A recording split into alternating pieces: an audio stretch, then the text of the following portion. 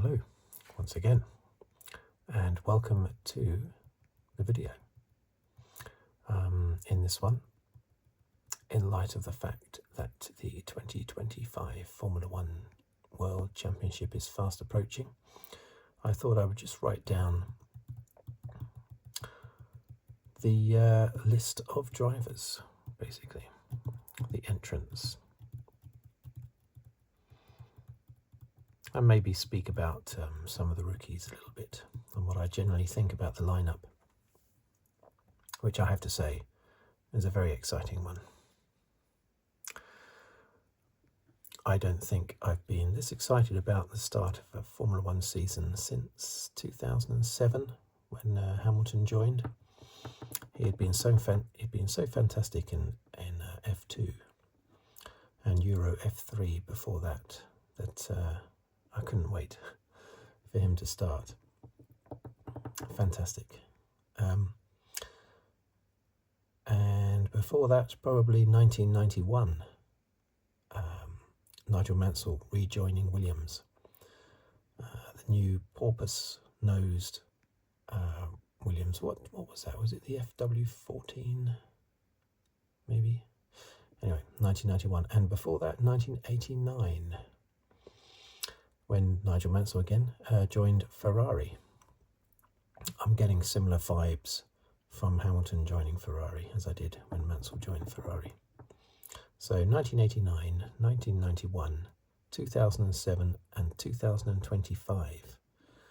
They're the 4 seasons that I've particularly been excited about in the build-up.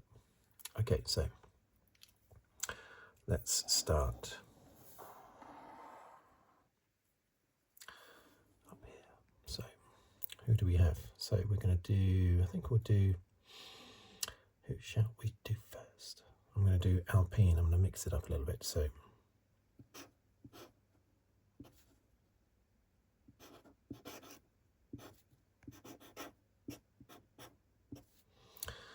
the 2 Alpine drivers of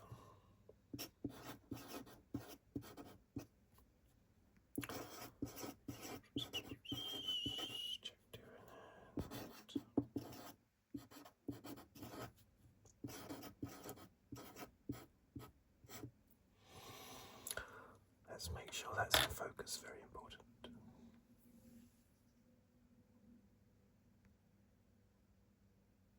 I think it is. So, Jack Doohan and Pierre Gasly. I think I'll write them all down and then I'll just make a few comments about them afterwards, maybe. But yeah, first up, Jack Doohan, Pierre Gasly. Let's go for Aston Martin. Actually, we're not going to do this in a random order. This is actually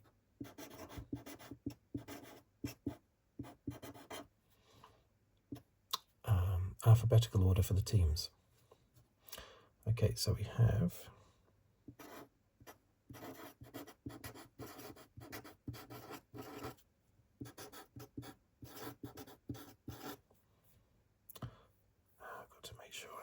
room to fit down there as well.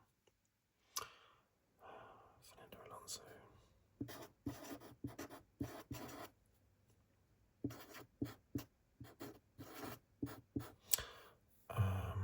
That always causes a problem. It's like the longest team name with probably the longest driver name. Always takes up a lot of space. So Fernando Alonso and Lance Stroll once again. Now let's time this perfectly so that I don't run out of space.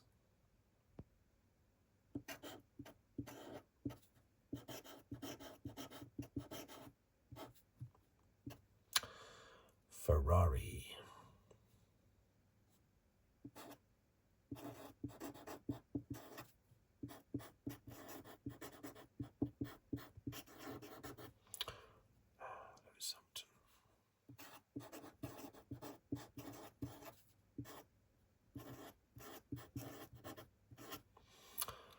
Lewis Hamilton and Charles Leclerc.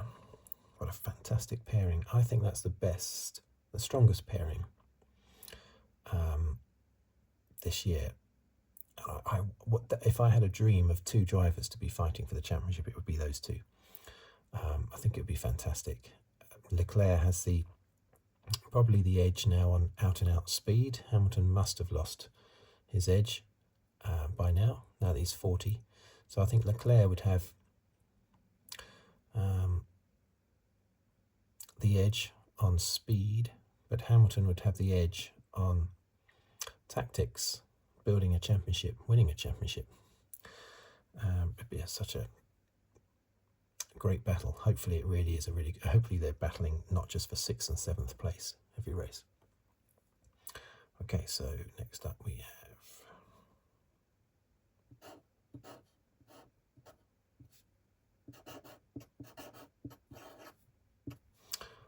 Haas with...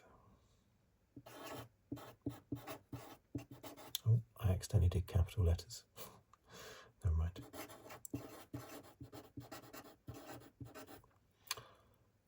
Oliver Bearman, Esteban.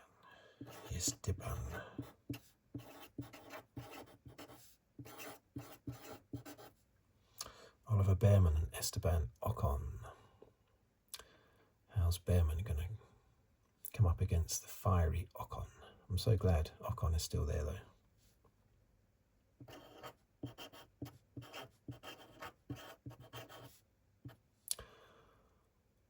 Sauber, or Kick Sauber, but I'm calling it Sauber.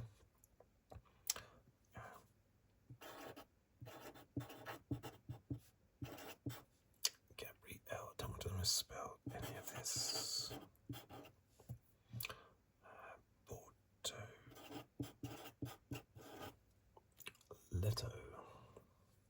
Gabriel Bortoleto.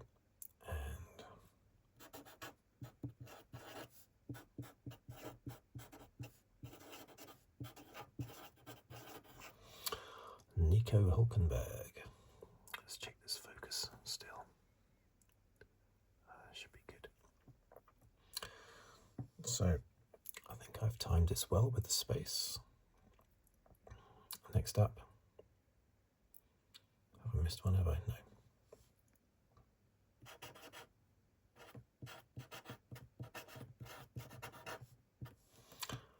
McLaren with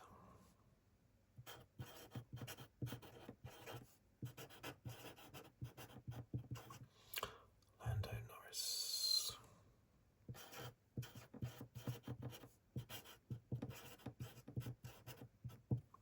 Oscar Piastri. Now, will Piastri... I know a lot of people out there think that Piastri is getting better and better all the time and is nowhere near his potential, basically. I'm not so sure. Hopefully, because I'd like to see him really challenge Norris consistently, not just the odd race. But we'll see. After McLaren, we have Mercedes. Yes, Mercedes.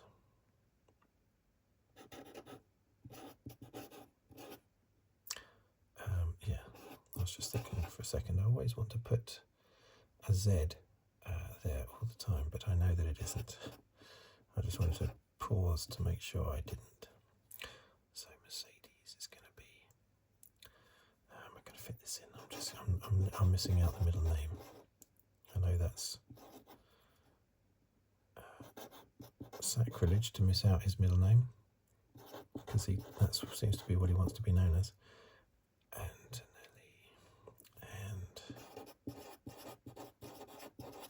George.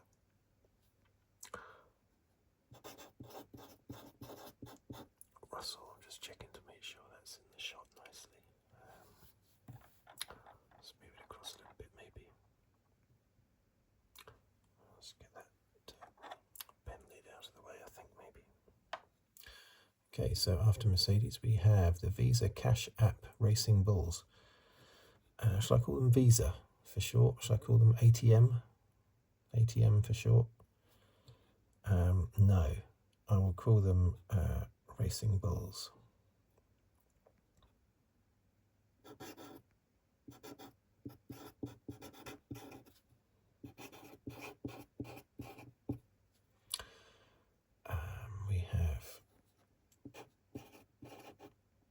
Isaac Hadjar alongside. Oops, what a silly mistake to make. Oh dear. There you go. I've crossed it out successfully. No one will notice. What a silly thing to do. I know it begins with a T. What a silly thing to do. Never mind. And then we've got the Oracle Red Bull racing team. Oracle, they've been sponsoring Red Bull for a while. I didn't know they were title sponsors now. Maybe they've always been title sponsors.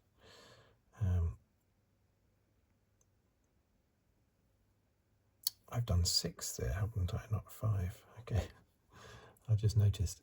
Okay, so Red Bull.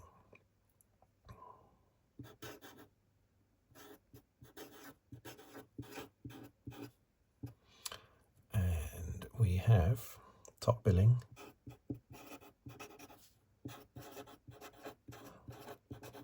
Liam Lawson, and that other fella, Max Verstappen. And then we have lastly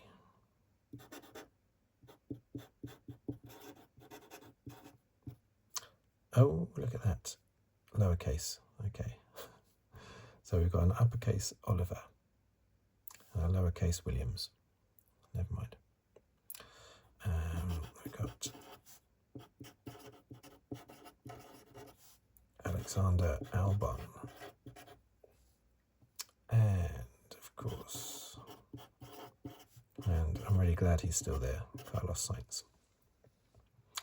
Okay, so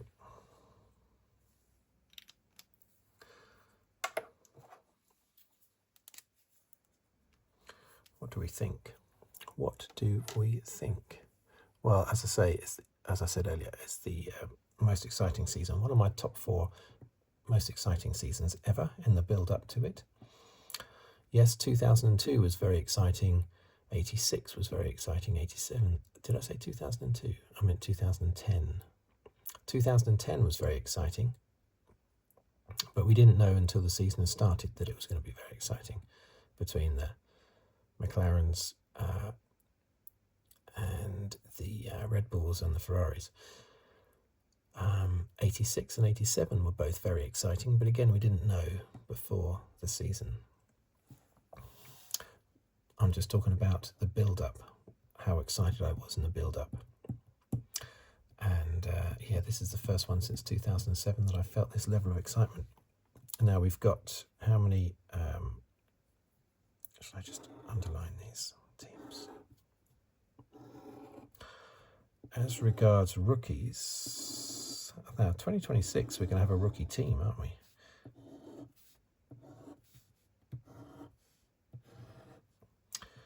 At the moment, the rookies are, of course, Doohan.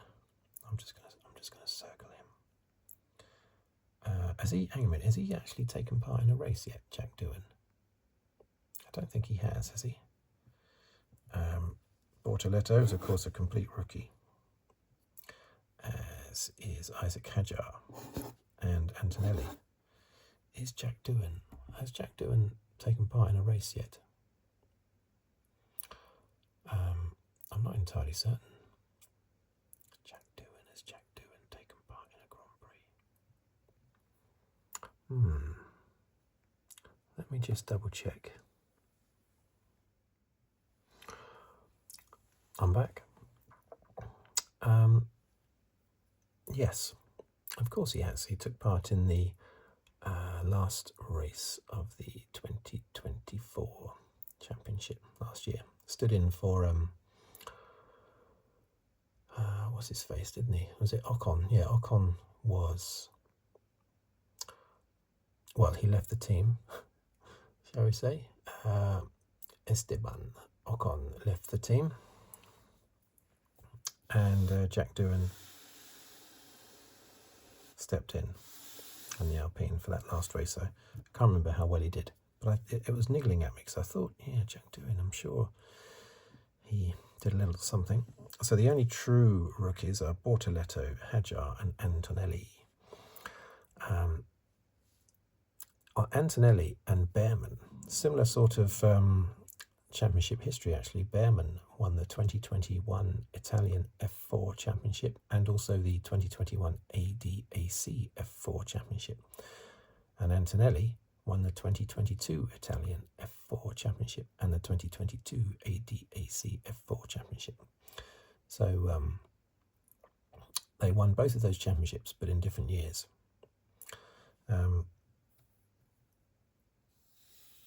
But in F2, Bearman, I think he finished about 6th or 7th, and Antonelli was about 6th or 7th in the championship as well. Of course, Bearman has taken part in, I think, 3 Grand Prix, 1 for Ferrari, 2 for Haas, and he scored points in 2 of those races. And that first race for Ferrari was amazing.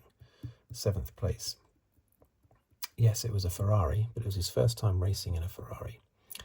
And it was the Saudi Arabian circuit, Jeddah.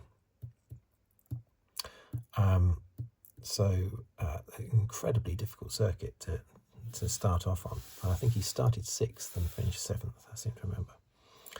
Isaac Hadjar, he finished runner-up to Bortoleto in last year's F2 championship. So it's great that we've got the top 2 in the championship going straight into F1. Bortoleto,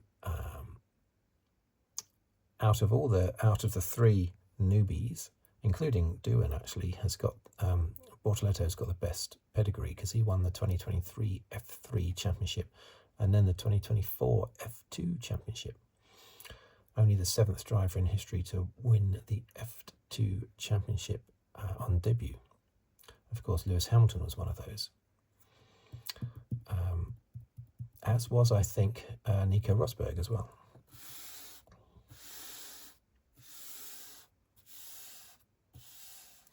By F2 championship, I mean F2 stroke GP2, because of course it was GP2 when Nico Rosberg and Lewis Hamilton took part in it. So Bortoleto, unfortunately, well, hopefully fortunately, but I think it'll be unfortunately, he's in a Sauber. So whether or not we'll be able to see Bortoleto shine, I don't know. But he is potentially more exciting than Antonelli. I know all the talk is of Antonelli, and Antonelli is in a Mercedes. So out of the newbies, including Doohan, because he's only done 1 race at Alpine, and Bearman, he's only done 3 races. So out of those 5, I would say Antonelli's the one that should do the best as regards sheer number of points. But that's only because he's in a Mercedes. I think the actual one, the most exciting driver out of the batch is probably Bortoleto. And it'd be good to get a really good Brazilian driver back in the field. It's great. Isaac Hadjar is French. Let's get another French driver in. Gasly's good. Yes, Ocon's good. But let's get another one in there, you know. There's a big audience in France, so let's get more French drivers, Italian drivers as well. Antonelli, that's good. There used to be loads of Italian drivers in the 80s. Half the field were Italian. Not so nowadays. Jack Doohan is, of course, what is he? Where's Jack Doohan? He's Australian, of course. Son of the, is it Mick Doohan, the motorcycle champion that I remember watching when I was younger.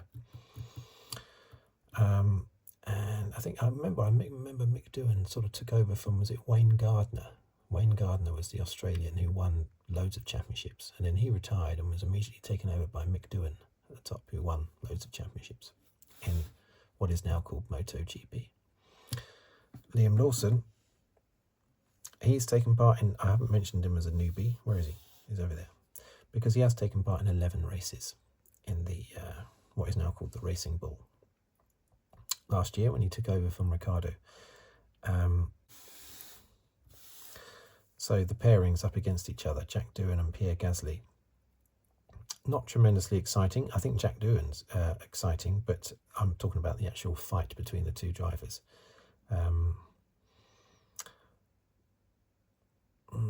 Difficult. Gasly should have the beating of Doohan, of course, but I don't know why I said it wasn't exciting, because it is really. Gasly is quite an exciting driver, and Doohan. You know, I'm always excited to see these new drivers coming in. A number of years ago, we used to have quite weak drivers coming in. I won't mention names, but they were often, you know, not low standard, but they didn't stand out as being particularly great. But this year, they're fantastic. Alonso and Stroll, yes, well, you know, that'll continue as it is, basically, with Alonso comfortably beating a downbeaten Stroll. Ferrari, that's the most exciting pairing, as I say. Hamilton v Leclerc, that's the one I think everyone's talking about. Who will come out on top? If I had to put money on it, I would probably put Leclerc and then feel really guilty if Hamilton came out on top. But I think it's sort of too close to call. The bookies make Leclerc, give him the edge, basically. But I think it's going to be extremely close. But I would still probably give it slightly to Leclerc. But I hope not. I want this to be Hamilton's, you know, homecoming with Fred Vasseur, who was his team boss in 2006 in GP2. So I just want Hamilton to go out with a bang and get that 8th title that he basically won in 2021. Oliver Bearman and Esteban Ocon. Let's hope that Bearman isn't sort of crushed by Ocon's aggressiveness. I don't think he will be. It all depends on how well the Haas is. You never know going into a season. Sometimes the Haas is good, sometimes it's bad. And if it is good, it's always good in the first few races. Knocks out some good positions and then it tails off from about round 4 onwards. But it could just as equally be really bad all season. The Sauber, that's an interesting one, because as I say, you've got Bortoleto, who I think is the most exciting of all the new drivers, up against a solid, reliable, experienced, calm, relaxed Hulkenberg.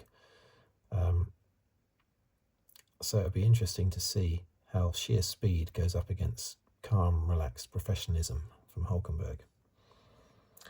Norris and Piastri, a continuation of next year, with Norris just having the edge, which he did all year long, apart from the odd race.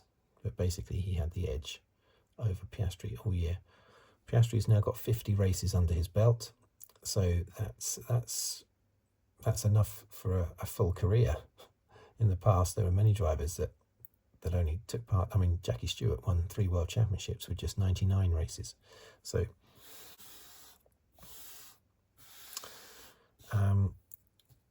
Mercedes, Antonelli and Russell. Again, that's going to be a spicy one as well, because Russell is not going to want to give way at all season to Antonelli, and Antonelli is going to be going for it. So I would say that's second only to Hamilton and Leclerc for exciting partnership. Isaac Hadjar, Yuki Tsunoda. That looks like I'm charging someone. Certain like Tsunoda's got a bit of a value on him there. Look, I've put a $sign there basically. So I'm suggesting that Yuki Tsunoda has value, which is why they obviously kept him at Red Bull. Kept him in the Racing Bull. Isaac Hadjar, yeah, I mean, he finished second to Bortoleto, who's good in F2. You never know how they're going to translate to F1, but looking forward to seeing that. Tsunoda's relatively, he's not inexperienced, but he hasn't got an old head on his shoulders, you know, so to a certain extent, that's quite an inexperienced pairing, even though Tsunoda's got about 3 years on him now. I still think of him as being a bit tempestuous. Not like Hulkenberg, not nice and calm and chilled out like Hulkenberg. So we'll see how Tsunoda copes with a fast Hadjar. This one, is also extremely exciting. Yet another team pairing. So exciting. Liam Lawson, Max Verstappen. Lawson looks mentally tough enough to not get crushed in the same way that other teammates are by Verstappen. I can see Lawson getting under Verstappen's skin. I can really see that happening. I just hope it happens. I hope he has a good couple of races at the start. If he does that, his confidence will be even higher, because he always seems to have maximum confidence all the time, Lawson. It'll be even higher, and then he can properly challenge Verstappen for dominance in the team. But if he gets crushed in the first couple of races, then it's game over, I think. Williams, Albon and Sainz, two very good drivers. I'm so glad that Sainz is still in F1. I just hope that the Williams is up to his ability, basically. If they're fighting for lower positions, I can see Albon coming out on top, because he's used to fighting for lower positions now for a number of years. Sainz isn't, so I can see him getting a little bit, depressed, a bit sullen. But if they're fighting further up, like at the rear of the top 10 all the time, or even, sort of like 5th or 6th place, then I can see Sainz shining. But then again, Albon is supposed to be very, very, very, very good. But we've only seen him in a top team when he was Verstappen's teammate, and so many drivers just get crushed by Verstappen. So anyway, that's the lineup. The ones I'm the newbie that I'm most excited about is Bortoleto, and the partnerships that I'm most excited about: Hamilton, Leclerc, Antonelli, Russell, Lawson, Verstappen. But basically, there's so much exciting stuff going on. It's going to be great. I can't wait. I shall do another video on the testing as well. See how much of that I can watch. We'll see. But yeah, I'm going to do a video on the testing. But for now, that's me done. Thank you for watching. Thank you for listening. If you'd like to subscribe, please do so. If you'd like to, what else? If you'd like to like the video, please do so. Or comment. Did I say subscribe? Yeah, if you'd like to subscribe, please do so. Or if you want to leave a tip below the on the thanks button below the video, that would be much appreciated as well. But basically, thank you for watching and thank you for listening. And I'll see you on the next video. Goodbye for now.